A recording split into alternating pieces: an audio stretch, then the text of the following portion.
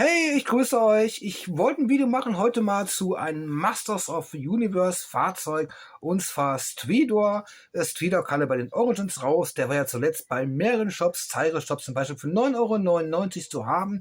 Mit Porto oder andere Shops dann irgendwie so 15 Euro. Da hat er damals ungefähr 34,99, 32,99 UVP-Preis gehabt. Ist da ein bisschen gefallener Preis. Es gibt ja auch einen Nightstalker, der leider Mattel Creation exklusiv ist. Ist ein Repaint von dem ersten Fahrzeug, kann man sagen, von Stridor einfach nur. Aber ich wollte das Fahrzeug mal vorstellen, dachte mal, alle Fahrzeuge, die ich habe, so ein bisschen Figuren auch von Origins vorstellen. Wenn ich jetzt eine ganze Sammlung zeigen würde, hätte ich keine Videos mehr zu machen. Deswegen fange ich am besten mal an mit Stridor. Ich finde das Fahrzeug genial. Das ist eine Verbesserung zu dem Vintage-Fahrzeug. Vintage-Fahrzeug wäre gewesen praktisch nur eine feste Gussform. Der Fuß war fest hochstehend. Das war der rechte gewesen, glaube ich. Und einziges Action-Feature war gewesen, man konnte die Kanone hinten bewegen, man konnte den Helm bei dem Pferd abnehmen und man konnte den Schwanz bewegen. Tolles Action-Feature damals, war wie Battlecat, also das war früher spieltechnisch eine Katastrophe gewesen. Deswegen ist der Origins den Vintage Stridor tausendfach überlegen, würde ich mal sagen. Fangen wir mit der Karte an, was wir schon drauf haben. Ich habe die ausgepackt natürlich. Hier ist die Karte schon mal. So ist die Rückseite von dem Fahrzeug. Fährt Stridor aus. Man kann Zoa sehen, man kann He-Man. Im Stridor sehen hin kann man noch Castle Grayskull sehen. Bei den Figuren hinten waren drauf Flying Fist He-Man, Stridor, Claw Attack, nicht Claw Attack, nicht Claw Attack Stratos, Terra Claw Skeletor, Sorceress, Buzz-Off, Mini-Comic Stratos und Jitsu. Das war die Wave, die ist ja nicht so beliebt gewesen. Die kann in Amerika kaufen, die Figuren für 6, 7 Euro oder Dollar kann man die kaufen. Nicht so beliebt, die Wave gewesen. Die waren auch nicht so beliebt gewesen, waren nicht so tolle Figuren leider. Und kann man Spieler noch sehen. Hier kann man das sehen und da kann man es auch noch mal sehen. Also fangen wir am besten zu erklären. Das ist die Vorderseite davon. Sehr schönes Bild. Fisto. Eine müsste Fisto im Pferd sitzen, hätte er machen können. So ein schönes Bild machen können. He-Man auf Battlecat sitzt und Fisto im Stridor daneben sitzt. Man kann Skeletor sehen im Roton. Das müsste Dwayne Blaster Skeletor sein. Das ist der andere. Das müsste, glaube ich, doch Terror Claw Skeletor sein. Schwer zu erkennen. Und da kommt Street Chain, hinten war ja Zoa zu sehen. Zoa kam man leider in den USA leider nur raus. Das ist die Seite, kann man sehen. Ich finde, wie gesagt, ein sehr schönes Artprint. Es gefällt mir richtig gut.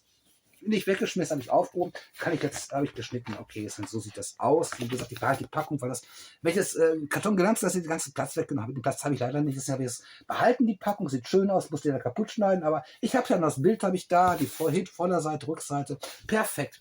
Fange ich am besten mal an, was wieder Zubehör angeht. Das ist also mein Stridor, wie ich ihn so hingestellt habe. In der Vitrine. Das ist natürlich hier. Dieses Oberteil, diesen Helm hat er, diesen langen Spitze drauf, fand ich cool, ein bisschen Einhornmäßig. Das ist das von Vintage. Ich fand es ein bisschen cooler halt, ein bisschen aggressiver, so ein bisschen Kampfrost-mäßig. Das sieht so ein bisschen so Kampfrost aus. Das ist mehr so ein Gaul, so ein Schlepper oder mehr so ein normales Pferd, ein Reitpferd, Turnierpferd. Das ist ein Kampfpferd mit dieser Spitze drauf, dass er die Gegner aufspießen kann. Finde ich schon mal gut. Was fange ich am besten unten mal an bei dem Teil? Ich finde schon mal gut, dass Stridor eine Base dabei hat. Das finde ich super. In der Farben vom Castle Grayskull. Man kann Stridor hier draufpacken, kann da mehrere Posen machen damit. Es ist ein Zaun hier bei, Absperrung dabei zum Reiten. Hier ist noch eine Absperrung bei, finde ich sehr schön. Das passt zu Castle Grayskull perfekt. Da Mattel ein bisschen schlecht gearbeitet, weil er weiße Flecken drauf sind. Plastik ist das, okay, Plastik, aber das ist die Base, das ist, finde ich, sehr schön in Farben von Castle Grayskull. Und man kann ihn hier draufsetzen, einfach einhaken, und dann kann man mehrere Posen machen, kann er hochreiten, runterreiten. Finde ich sehr genial, das Teil. Jetzt gehen wir mal zum Pferd. Ein Pferd, wie gesagt, ich habe es ausgepackt, ich bin ein bisschen vorsichtig. Das soll hier so einen Laserschuss andeuten. Die Kanonen, die kann man abmachen. Wenn sie abgehen, kann man sie abmachen, wenn nicht, bleiben sie dran. Man kann sie abmachen. Ja, man kann sie abmachen, kann man sehen. Ich habe es aber jetzt drauf gelassen, weil ich das irgendwie cool finde. Irgendwie hat was ein bisschen so richtig so Kanonen, so Laserkanonen, die richtig abfeuern, so richtig so Plasmakanonen, so richtig sieht cool aus. Hinten das gleiche kann man abmachen, drauf lassen. Ich finde es schön. Gehen wir weiter mit der Beschreibung. Wie gesagt, es ist, man kann hier sehen den Aufkleber von früher. Das ist ein Aufkleber, hätte man ja Print machen können, anstatt dann Aufkleber machen können. Hinten ist ein Aufkleber, kann man das sehen. Und von vorne, innen drin ist hier ein Aufkleber, an der Seite ist keiner. Das sind so die Aufkleber und an der Seite natürlich, auf beiden Seiten hat er Aufkleber. 1, 2, 3, 4 Aufkleber hat Video, hätte man den Artprint nicht schöner, also nicht Artprint, sondern Print da drauf gemacht, besser gefunden. Und das ist der Vorteil zu den Vintage ist, man kann die Beine machen, er kann tanzen, er kann steppen, man kann die Beine bewegen. Man kann die verschiedene Posen machen hier. Ich finde es genial. Das hat mir gefehlt in meiner Kindheit, ein bisschen Bewegung mit dem Pferd zu haben, ein bisschen. Ich finde es gut. Was mir auffällt bei einem Pferd, wenn man einklickt, hinten rastet er ein bisschen ein. Kann man das hören? Klack.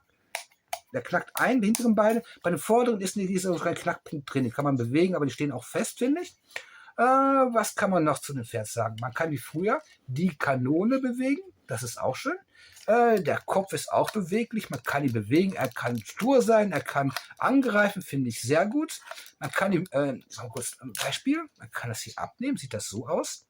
Blaue Augen, finde ich schön. Und man kann die andere, wie früher, drauf packen, wenn sie drauf passt. Das ist jetzt irgendwer davor drauf, finde ich, das ist mehr so ein bisschen so ein, die sieht gesagt ein bisschen locker dran, man kann Action-Feature machen. Das ist im Mattel ein bisschen billig gemacht, man kann die Dinger reinstecken, aber ist ja nicht so schlimm. Ist als Vitrine gedacht. Man kann jetzt hier, sieht dann so aus. Ich finde, das ist ein Reitpferd und kein Kampfpferd.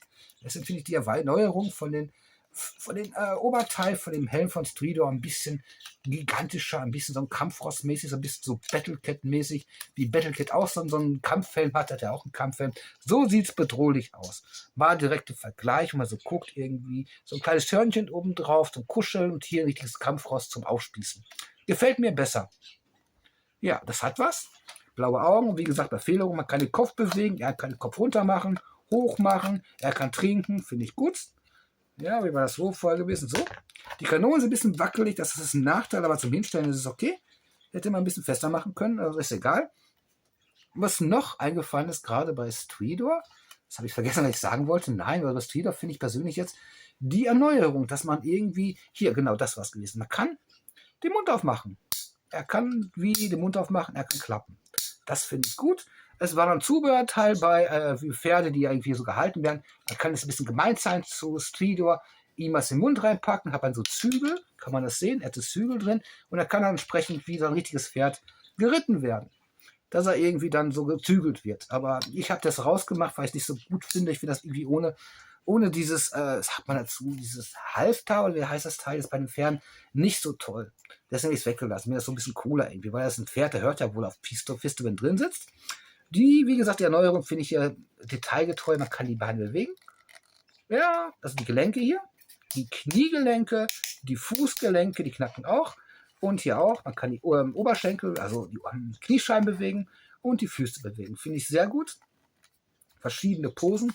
Gefällt mir. Den kann man auch bewegen. Ach, er kann das so machen. Hier kann man die Beine auch bewegen. Hier. Hinten bin ich ein bisschen unsicher, das machen kann. Es wird nichts abbrechen hier und so. Da hinten ist, glaube ich, fester gemacht, hinten die Punkte davon. Aber vorne kann man nach vorne machen. Er kann tanzen, er kann steppen, finde ich gut. Gehen wir nochmal zu. Das Feature von früher war gewesen bei Stridor, dass er den Schwanz bewegen konnte. Also wie gesagt, das alte Vintage Stridor Action-Feature war gewesen, man kann den Helm hier abnehmen, man kann die Kanone hin und her drehen, ohne Plasmastrahl damals und den Schwanz bewegen. Das war früher Action-Feature gewesen bei Stridor. Und bei den Origins bin ich ehrlich gesagt unsicher. Der Schwanz ist hier irgendwie fest. Er sieht draufgesteckt aus. Aber ich muss gestehen, ich habe es ein bisschen Angst, nicht Angst, sondern Befürchtung, wenn ich jetzt an den Schwanz ein bisschen so nach links und rechts mache, dass der abbrechen könnte. Daher lasse ich das einfach mal. Ihr könnt ja sagen, ob ihr Erfahrung habt mit dem Schwanz von Stridor, ein Pferdeschwanz, nicht der andere Schwanz, dass man den bewegen kann und nicht bewegen kann. Ich weiß es nicht. Ich habe ein bisschen Angst, wenn ich jetzt ein bisschen nach links und rechts mache, dass es abknicken könnte. Das möchte ich ja nicht. Aber so, das ist ein bisschen sehr locker. So anders hier jetzt kann man bewegen, ist ein bisschen sicherer. Das kann man bewegen. Bei den hinteren Teil weiß ich es halt nicht. Das ist mir zu ein bisschen hoch. Oh, es geht. Hey, es geht. Das war Live-Premiere, man kann ihn bewegen. Ein Wunder.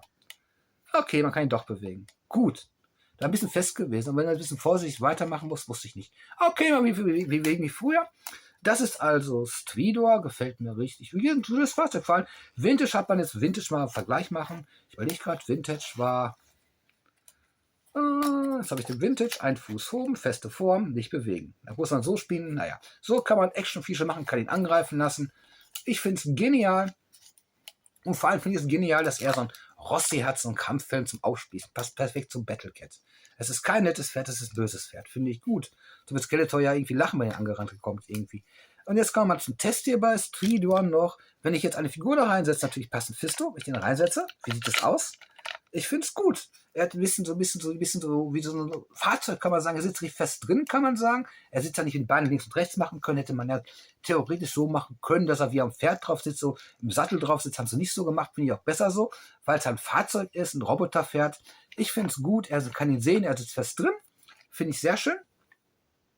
Ich hätte es noch gut gefunden, wenn die ein bisschen so eine Ergänzung gemacht hätten, so ein bisschen. Ich überlege, war was Star Wars gewesen. Bei ihm jetzt, wenn man so einen Platz gemacht hätte, irgendwie hier so einen Halter machen können, das Fisto sein Schwert oder das Zauberschwert und He-Mans Axt hier so reinmachen kann. So eine Halterung für Waffen hätte ich gut gefunden an der Seite. Hätte man schön reinstecken können. Aber so hat er sein Schwert in der Hand. Er sieht von vorne aus so aus. Er fühlt sich da drin wohl. Ich finde, das ist ein schönes Fahrzeug. Ich finde es schön, wenn er so drin sitzt. Finde ich echt super. Also das gefällt mir. Also ein sehr schönes Fahrzeug. Für 9,99 € damals, ich weiß nicht, was aktuell ist. Zeiger-Shop-Seite ist ja gerade unten gewesen, heißt, wir kommen wieder und ist die ganz weg. Ich hoffe, die kommen wieder. Es war ein sehr guter Shop gewesen. Ich habe nichts gekauft, aber so Angebote mäßig viel gesehen. Der hat Amazon so Angebote gehabt, wie Leech damals gehabt, günstig.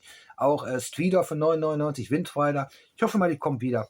Und wie gesagt, das ist Stridor. Ein schönes Fahrzeug. Es ist das Original, das erste Fahrzeug gewesen bei dem Vintage. Nightstalker ist ein Repaint davon. Aber wie gesagt, also 9,99 € oder 41 € da bei Mattel Creation ist ein Unterschied, finde ich. Aber es ist ein echt schönes Pferd. Vor allem, man kann den Kopf bewegen, man kann nach links und rechts gucken. Das ist echt schön gemacht. Eine Erneuerung, keine billige Variante wie früher. Also wie gesagt, Stridor ist den Vintage meilenfach überlegen.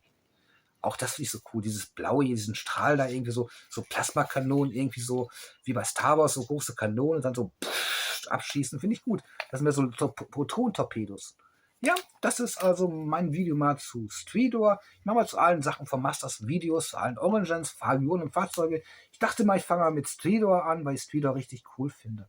Vor allem diesen Kampffilm und diese Kanonen, ich finde das echt gelungen. Ist für mich eines der schönsten Fahrzeuge.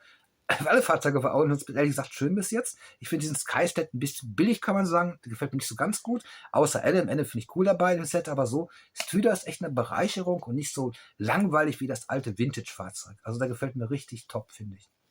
Hätte man ja mal theoretisch gesprochen, hätte Mattel ja auch mal den Classic Stridor neu auflegen können, 1:1, keine Produktionskosten, keine Entwicklungskosten und rausbringen können für die Masterverse. Ich hätte es gefeiert. Ich hätte ihn gerne gehabt. Habe ich damals, weil ich Classic gesammelt habe, leider nie gehabt, einen Stridor. Ich hatte mal einen Battlecat, einen Panther habe ich gehabt, Windrider gehabt, einen Geiger habe ich gehabt, einen Shadow Beast habe ich gehabt, Megator und Tytus habe ich gehabt, von den großen Sachen, die es rausgekommen sind.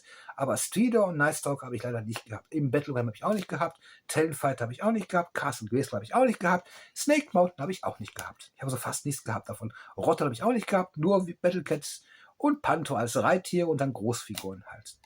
Das ist echt eine Bereicherung, wenn ihr ihn irgendwo sehen solltet. Also, auch wenn Amazon guckt, Prime kostet, also guckt, da ist nicht teuer, wie gesagt. Da kostet so 14, 15 € kostet der, wenn ihr Prime-Mitglied seid. Muss ich mal die Preise aktuell, muss ich wohl nachschauen gleich mal, aber teuer ist er nicht, wie gesagt. Also, wenn Zaire wiederkommt, ist er bei 9,99 € zu haben. Auch in anderen Shops müsste er auch günstig zu haben sein. Das ist echt ein gutes Fahrzeug. Mattel ist ein bisschen angepisst deswegen, weil die UVP von 34,99 nicht erreicht haben. Ich habe damals sogar für den hier 34,99 gezahlt, weil ich den haben wollte, weil ich das echt begeistert gewesen bin, weil ich den da gesehen habe, sofort gekauft, bei Smith damals. Ich war richtig begeistert von dem Fahrzeug. Ich dachte, die wären ein bisschen seltener, also schnell ausverkauft, aber ich habe ihn trotzdem geholt, weil ich ihn unbedingt haben wollte. Ich bin froh, dass ich einen Stridor in meiner Sammlung drin habe. Und Fisto auch. Dann sage ich mal einen schönen Abend noch. Bis bald. Ciao.